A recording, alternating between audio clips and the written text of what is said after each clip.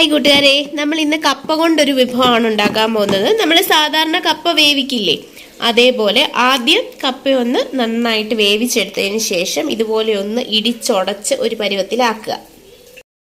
നമ്മളിപ്പോൾ ചട്ടി ചൂടാക്കാൻ വെച്ചിട്ടുണ്ട്. ഇതിലേക്ക് അല്പം എണ്ണ ഒഴിക്കാം. എണ്ണ ചൂടായിട്ടുണ്ട്. കടുകിടാം. ഒരു വറ്റൽമുളകും കൂടി ഇടുന്നുണ്ടേ.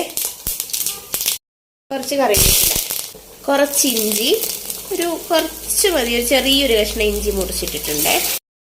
3-4 കഷ്ണം വെളുത്തുള്ളി, ഒരു പച്ചമുളക് കൂടി മുറിച്ചിട്ടിട്ടുണ്ട്. ഇതിലേക്ക് കുറച്ച് സവോള അരിഞ്ഞത് ചേർക്കാവേ. കപ്പയ്ക്ക് ഓൾറെഡി നമ്മൾ ഉപ്പിട്ടിട്ടുണ്ട്, എങ്കിലും ഇതിന് വേണ്ടിയിട്ട് മാത്രം കുറച്ച് ഉപ്പ് ചേർക്കുക. ഇനി ഇതിലേക്ക് നമ്മൾ വേവിച്ച് വെച്ചിരിക്കുന്ന കപ്പ ഇട്ടങ്ങ് ഇളക്കിയെടുക്കുവാണേ.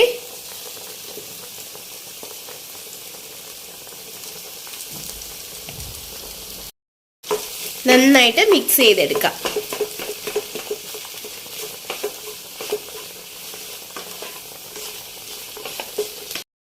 നന്നായിട്ട് ഇത് മിക്സ് ചെയ്തെടുത്തിട്ടുണ്ട്. ഇനി ഇതിലേക്ക് നമ്മൾ നേരത്തെ അരിഞ്ഞു വെച്ചിരുന്ന സവോളയിൽ കുറച്ച് പച്ചയായിട്ടുള്ളത് ഇടുവാണ്.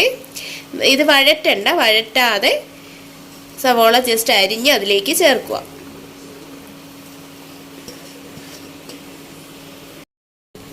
സ്റ്റൗ ഓഫ് ചെയ്തിട്ടുണ്ട്. ഇനി ഇത് ജസ്റ്റ് ഒന്ന് ഇളക്കി എടുക്കുക.